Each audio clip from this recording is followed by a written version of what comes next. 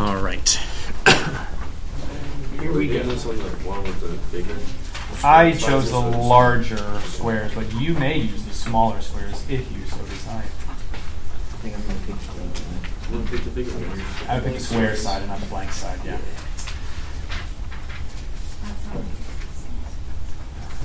Okay. So here's what we're going to graph, an inequality. But this is a quadratic inequality. All right. The good news is there's nothing really different about this than just we need to make sure we watch out for whether we do a solid line or a dotted line, and we want to shade. That's all the difference. Okay. But I guess it's been long enough since we last graphed that the graphing really threw some people off here. Okay. For what we're going to do today, you guys can, use your calculators 100% if you want to. You can use it like 50%, or you can use it at none at all if you don't want. Okay. All this is, math that you can do, the arithmetic. It just might slow you down. That's all. So, I would encourage you to, kind of like judge for yourself how much arithmetic you should do. Maybe do 1 point, and then once you get that 1 point, you're like, okay, I kind of get the feel for it. Then you can use your calculator for the rest or something. But, you should be able to do these without a calculator as well as with a calculator, right? Either way, all right? I promise that the numbers won't work out too terribly, but, so for example here, if we're going to go to graph this, if you guys remember the first thing I kind of indicated we should look for when we go to graph these quadratics, what's the most important point we want to locate? The vertex, right? Okay, and when you are in a standard form like this, how do you find the vertex of a quadratic?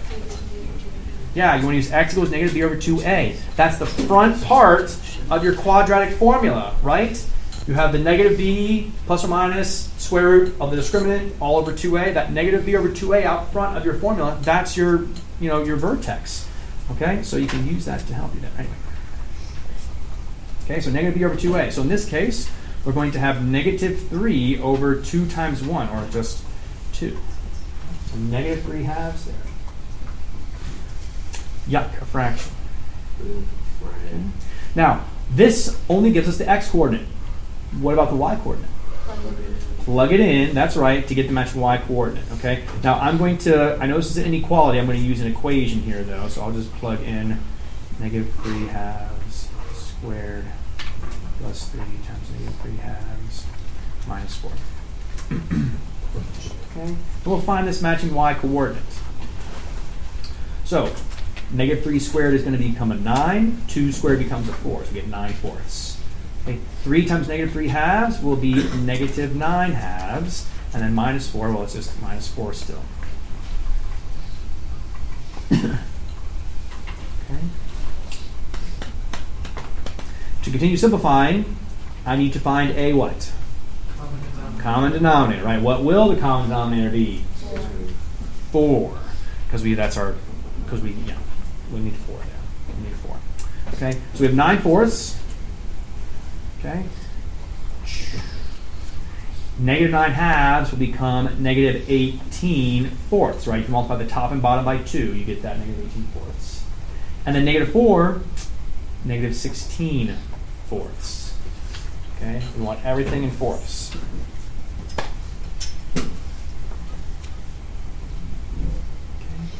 Now we have all common denominator, right? Add the numerators, or combine the numerators. So 9 plus negative 18, negative 9. Negative 9 minus 16, negative 25.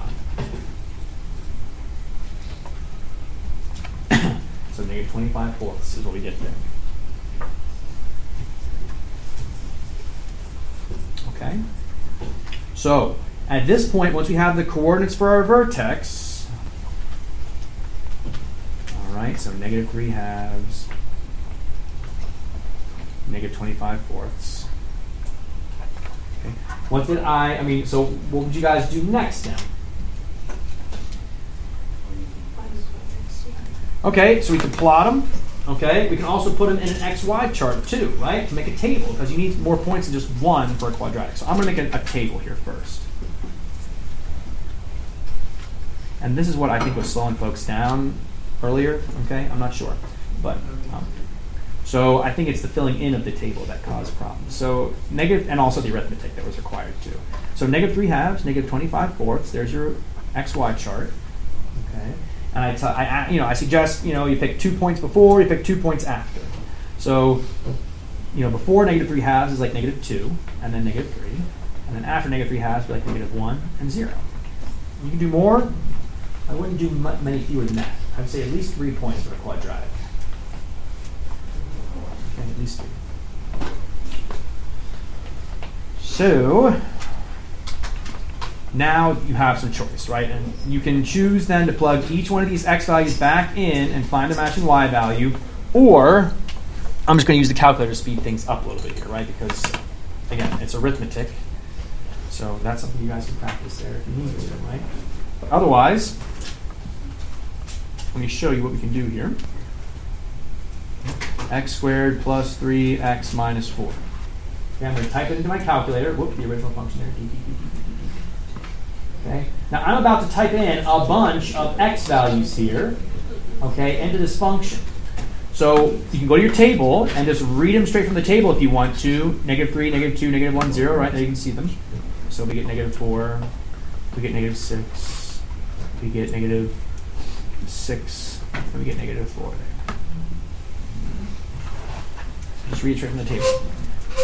If you happen to want to, be able to kind of pick whatever points you want, if you press second window, that goes to the table setup command. Okay, and you can actually change your independent variable from automatic to ask. I don't know if I've shown this yet to you guys. It clears out your table because now you can type in your own points, and it will automatically evaluate those points for you. See, there's my table right there. Boom, boom. Okay, it does it for you. And if you want to, you can write over top of them, or you can just delete them, to change it. And you change back, second window, change your table setup to automatic. Okay, and it will automatically fill in the values there instead. Okay, so in your y-axis, after you type in your y equals, you can go second. Sorry. You just typed in x squared plus 3x minus 4. Yep. And you got those numbers. So I typed in the equation, right? So like there's the parabola's graph right there, right? If I hit the graph button, okay. If I press second graph though, it fills in. It has a table there for me to read straight from. Like all the different. I can scroll up and down for the different x values that I want to see the matching y values for. I have like completely different numbers, and I just typed in x squared plus 3x minus 4 for some reason. And my graph is different. I don't know. It's all so weird. All right, let me take a look. All right. So in the meantime, why don't you guys go ahead, start plotting your graph here, okay? Take note of the kind of numbers that you have, right? All of our x values here are negative. All of our y values are negative. So you can kind of focus, if you wanted to, on what quadrant where both x and y are negative. Yeah. Quadrant, not 4, because x is positive quadrant 3. Yeah. Is that a minus or a negative 4? That's a minus. So you use the negative symbol. Yeah, very careful. There's 2 different buttons there, and people keep getting confused and stuff. You're welcome. That's a new thing too. I feel like it's with people are more prone to do that now because of the smartphones and the calculator on the smartphone. Because you can use I don't know, maybe not. I don't know. No, I don't. Okay. Anyway, so yeah, let's go ahead and graph this thing.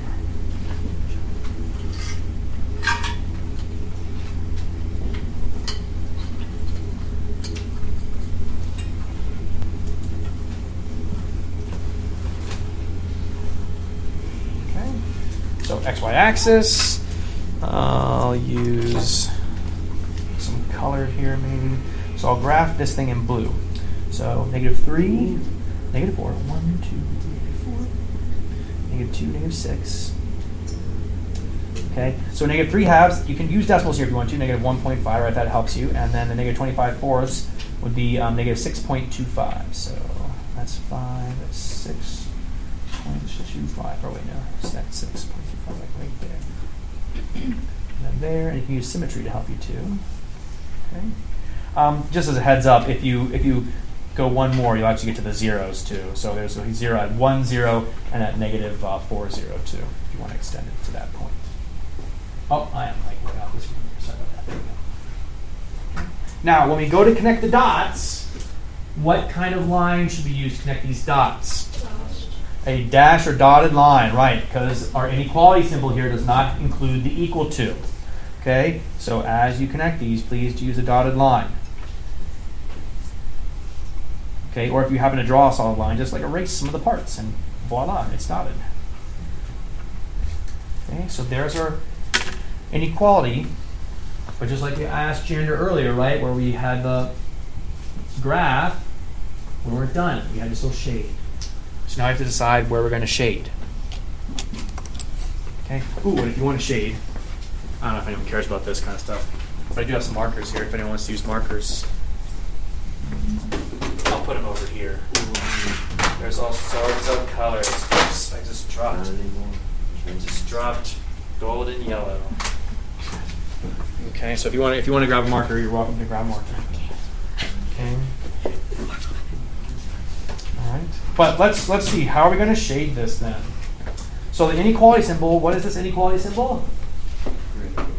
Greater than, okay? If you have trouble remembering, which one's greater than, which one's less than, okay, you can use your left hand. Remember, like maybe when you were younger, you had trouble determining left from right, distinguishing. If you make a capital L with your left hand versus a capital L with your right hand, right, the capital L with your left hand looks right. It's the correct capital L, right? If you turn that L just a little bit, now you have the less than symbol, okay?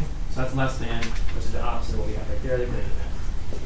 Anyway, that's just in case. So if we want to shade greater than, where is my shading going to end up?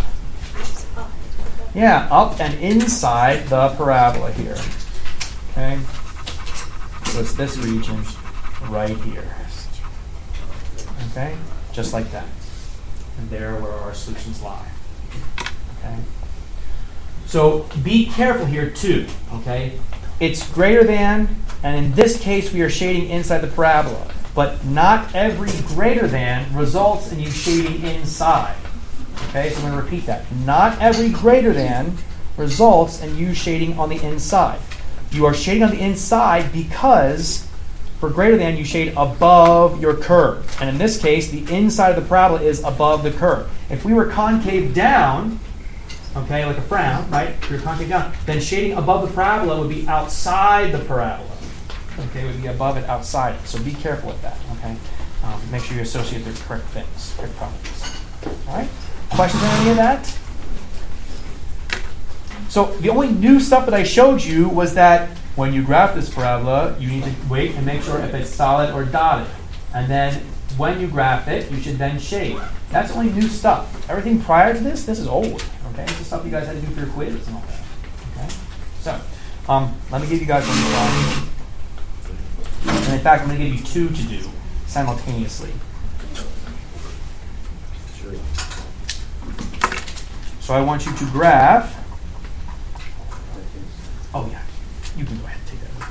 Thank you. And I'll post this video, okay, so you can see what else you missed. That's right. It's going to be internet famous.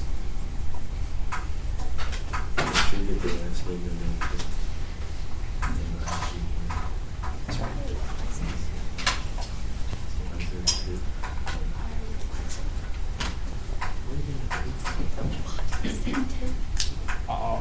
I'm going to have you graph two at the same time.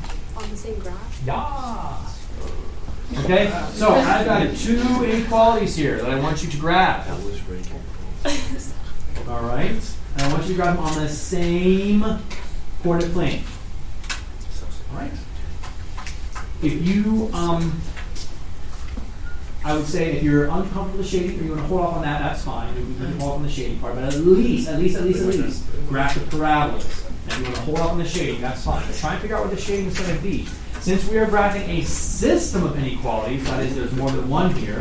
Since we're graphing a system, you're going to want to know where these two graphs overlap, where their shaded regions overlap, and that will be the final solution. Okay. So in this first one, right, we only have one region. But in this one here, since they're going to overlap, we only want the solution where both of their shaded regions overlap. Okay, so if you want to do that on your own, if you think if you want to give it a shot, figuring it out, that's great. But if you want to hold off, I understand too. But try and figure it out. Try and figure it out where they will overlap, what region it will be. So, if there's no x, would it be 1? If there's no x, so your b is 0. Okay.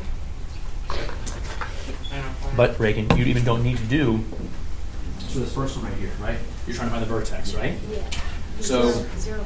this is in standard form technically, right, with a 0x, but it's also in vertex form. This plus 1 on the outside, what's that do to the graph? If it's outside x squared, it's going to be up 4, right? There's no number in with the x, so that means so it's 0, 4 is your vertex for that first one. Now this next one, it's in standard form, so you'll have to find it on your own. But there I helped you with that one. Okay. All right, you can use that to help. Stop. All right, so let's get these graphed here. Okay, again, I would encourage you to at least calculate the vertex by hand. Make your table, and then if you want to use your gravity calculator, fill in the rest of the table. That's fine. Okay. Because, I mean, you could really use a gravity calculator to find the vertex, too.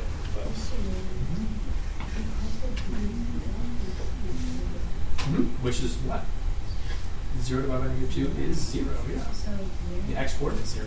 And then you plug that in, and what's the y coordinate? 4. That's right.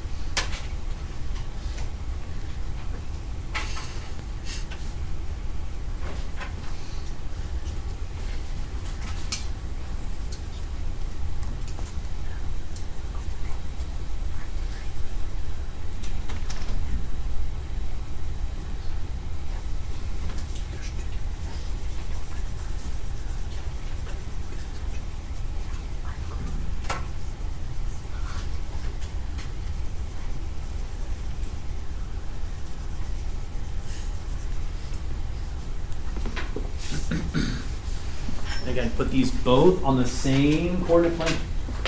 Both on the same coordinate plane. You got this, okay? You two got this, okay? Better give it a try. Get that head up.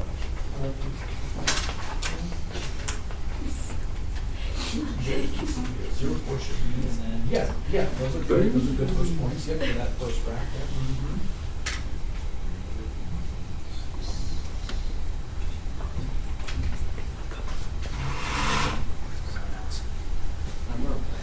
Oh, yes. You have one, right? Oh, you're going to get a hold of one, right? Yeah. Okay, because... Okay, yes. You're going to get a hold of one, right? Yeah.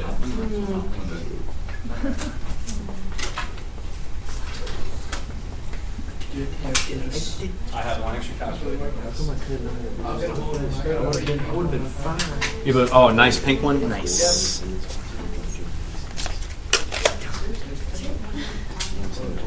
Very good.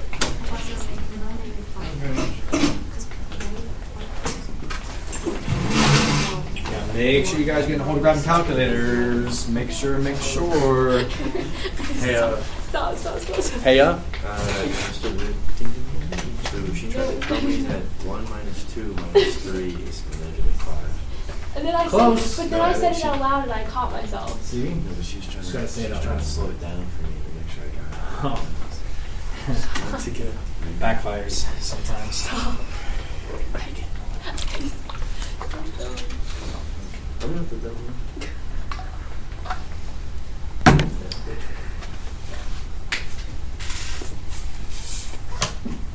Okay, let's see how we're doing here.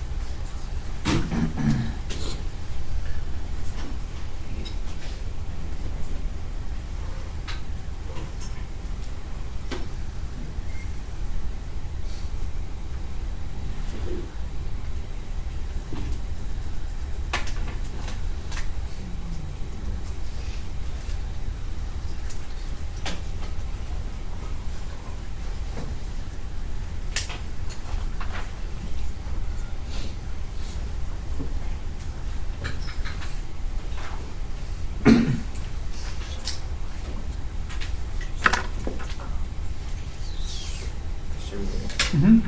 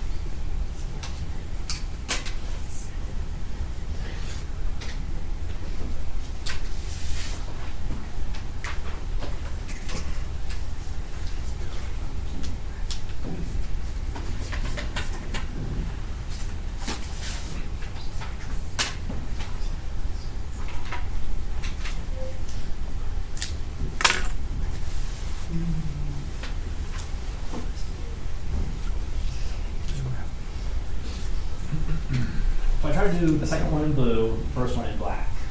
Okay, so you can kind of like see, but of course the contrast of the two colors is not great, but you know, some ideas there. Okay.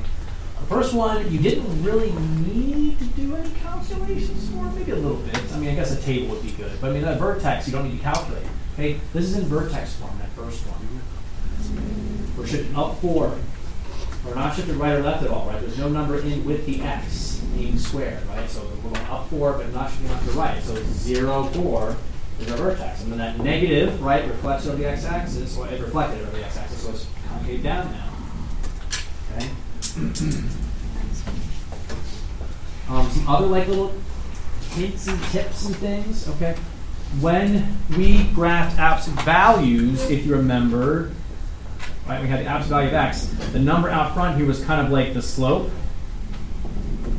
right? And so, like, you know, when you have the absolute value, you'd have your, like, your vertex, and then you could go, you know, if you had a slope like this, where it's 1, you go up 1, right 1, up 1, right 1, up 1, right 1, so on and so forth, and then that would give you the ruler. You know, that would give you your line, and you can go the opposite direction, right? Up 1, left 1, up 1, left 1, up 1, left 1, like that, and then get your slope that way. Okay? Well, that's because absolute value has lines on either side. Parabolas don't have lines on either side, right? Their slope is changing as you go along there. But there is a pattern.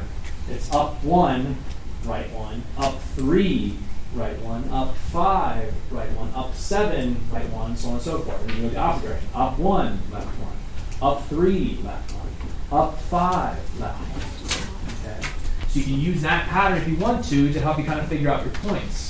Okay, that kind of gets thrown out of whack a little bit when you start putting an A number, an A coefficient there, right? Because that's going to stretch or shrink things. Okay, and of course you got to find that vertex first, and that can be tricky to calculate too sometimes with like the fractions like here, right?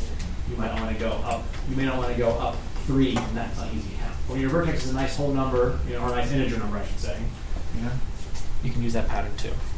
Anyway, table works also. Table always works.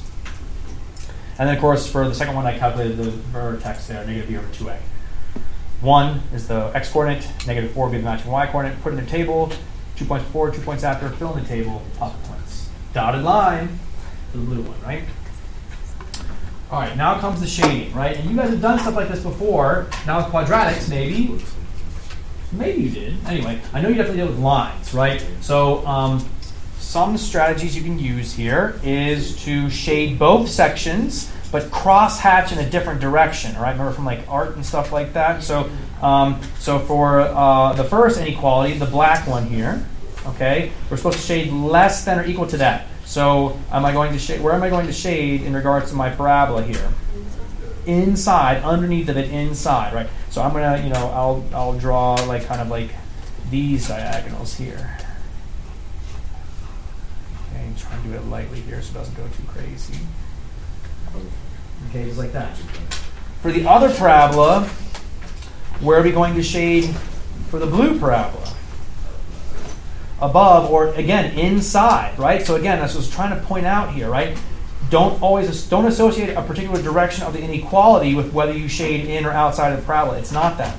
Think of it above or below. So in this first case, right, our parabola was concave down. We're shading less than it, so we're going to be underneath of it. In the second parabola, it's concave up, and we're shading greater than it. That ends up also being inside that parabola. So I'm going to cross-hatch in the other direction here. Okay, and you can see sometimes, and then you guys can see it better. You can see sometimes where you overlap though. It's this intersection right here. And so then I would suggest darkening it even more. And just to get you the right kind of graph there. But there it is, that intersection. It will not always be that intersection. Okay? Inner, I-N-N-E-R section, okay? It will not always be the inner section between the two parabolas. You really must do that shading to see where they overlap. Okay, that is your final solution. All the points contained in that region are solutions to this system of inequalities.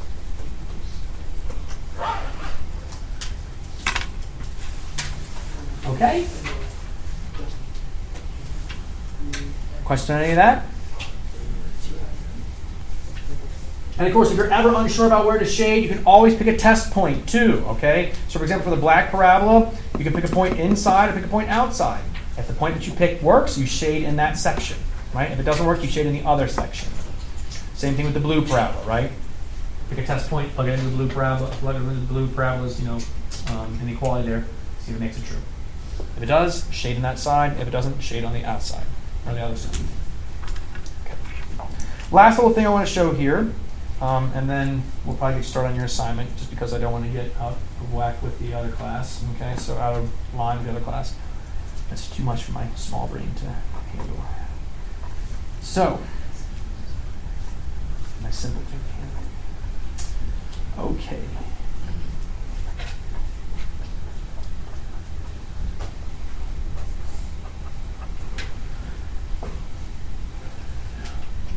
Our previous inequalities had two variables, x and y, right? And the previous one, x and y as well. So we needed the coordinate plane in order to show our solutions. Here, we only have one variable, it's just x. Okay, so we only really need a number line to show these solutions. You can solve this using the coordinate plane too. There's a question in the homework about that, and I'll let you guys maybe kind of wrestle around and play around with some to see if you can figure out how you can do that. So anyway, first thing we want to do is make this thing, if we're going to solve it algebraically, is get it in standard form.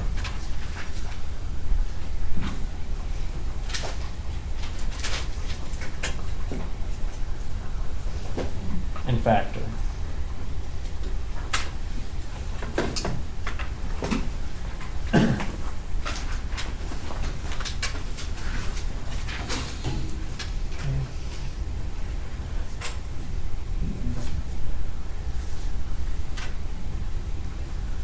You can kind of visualize what your solutions are going to be like in a situation like this, right? This parabola here is going to be concave up or concave down? Concave up, right? A is 1, a positive 1. So our parabola, and we want to know when that parabola is greater than 0, okay? On the coordinate plane, greater than 0 would be greater than the x-axis here. Okay? So there's kind of like a couple different scenarios here. Well, I guess really two different scenarios. Oh, three different scenarios. Option one, our parabola could always be above the x-axis. If that's the case, the solution to this inequality will be all x values, right? Any x value you pick, the graph will always be above the x-axis, okay? Or, that's option one, I guess we'll say. All x's, okay? Another option, though, we could have is that our graph could come down and touch the axis at exactly 1 point, okay? And so then it would just be whatever this, well, oh shoot, never mind, that would make it only when it's greater than 0. All right, let me hold off on that. I feel like this is going to make it harder now. Let me do it this next step. Okay, let's make it easier. Okay. In this case, is all of our graph above 0? No. Only, and you might call this like the tails of the graph. Only this part is above 0. So in other words, you'll have a situation where you have x less than a particular value, and then x greater than a particular value. Okay. And then there's one other option, but that's only for when we're, I don't know. I feel like this might not be as super helpful. I guess what I'm trying to get at is here is you can kind of like visualize what the graph might be sometimes to help you see this, but I feel like I'm not giving you a good example here because there's other options here too. So I might need to abandon the ship. Okay, but anyway, let's do that for right now. We'll talk about the graphs here in a second. Let's go back to this. So back to what I said we should do in the first place. Standard form and then factor. Okay, so does this thing factor? Yes. Yes, to what? X minus 5, x plus 3. Okay. And so we're going to find our two zeros here.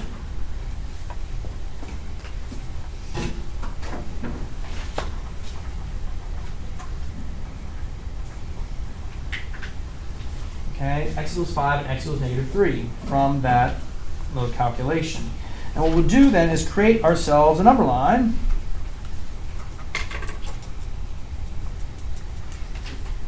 Okay. And we're going to put on that number line negative 3 and 5. Yeah. I think this looks better. Again, one dimension, right? It's all x's here. I was trying to show you how you could use coordinate plane, but I'm going to hold off on that for right now, I think. Okay. One dimension, so we just need the number line. Don't need x and y coordinates. Just x's are enough. Okay. When we go to graph this here, I mean, let's see. So does negative 3 work? Well, if you try and plug negative 3 into your inequality, into either of these inequalities, any of them, okay, and I'll just plug it into this bottom one. I think it's the easiest. Negative 3 plus 3, 0. 0 times anything, 0. Is 0 greater than 0? No. So we will not include negative 3 as a solution, so open circle. Brandon's like, Mr. Wade, can't we just look at the inequality sign, see it's not an equal to? Yes, you can also do that too. So in other words, 5, open circle, yeah, we won't include it. We got to determine what happens with these intervals. What happens in between and at the ends? Okay. And this is where you can do a couple different things, but we're going to pick test. Okay, so we're going to test values from each interval.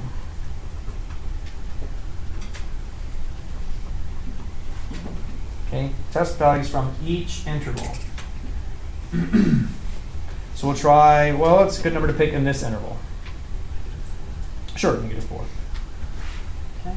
And again, you can plug negative 4 into the first inequality, the standard form inequality, or the factored form of the inequality. Any of them. We'll do this one. Okay. Negative 4 minus 5 is negative 9.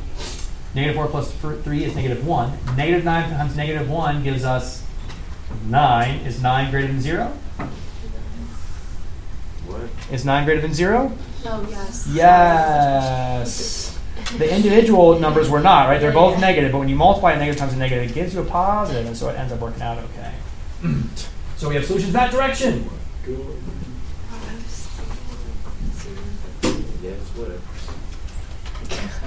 Not everybody knows how to do that. Okay, let's pick a number between negative 3 and 5. Not everybody knows the numbers. What's a good number between negative 3 and 5? 0. 0, sure. Try 0. Easy, easy, easy, right? 0 minus 5, negative 5. 0 plus 3, 3. Negative 5 times 3, negative 15. Is that greater than 0? Is negative 15 greater than 0? No. So no solutions here, right? So you wouldn't shade that area. And then what's a good number in this interval here? 6. Okay.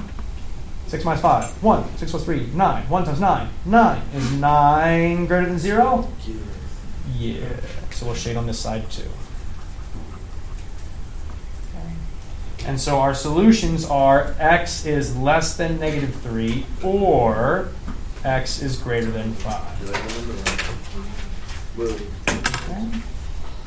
So that's the idea. Questions on any of that?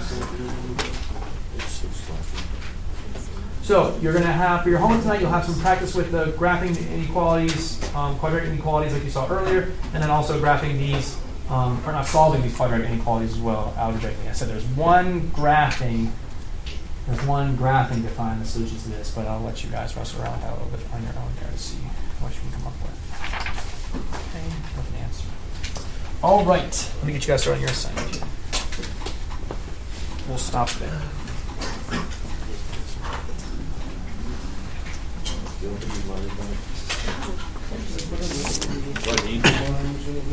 If you want to, you can still color in, because you're going to be coloring in for the homework problems too. I'll need a color pencil somewhere. All right, so in section 4.9 in the green book,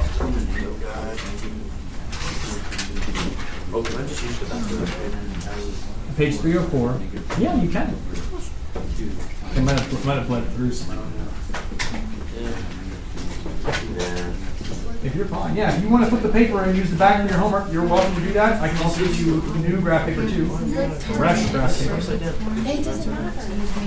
It's great. I don't know upside down. Exactly. Actually, it really can be upside down. No, it can't. I just do it. You can't? Oh, it has to be upside down. Well, there is a label on this paper. Words. Yeah, see? There's words at the It bottom. says inspiration. See, I oriented mine Yeah, that's what I did. inside out too. Yeah. No. All right. She just Probably does a whatever she wants. It's probably a mental hang up that I have, right, and that I have to do that. So. It's a weakness, I think.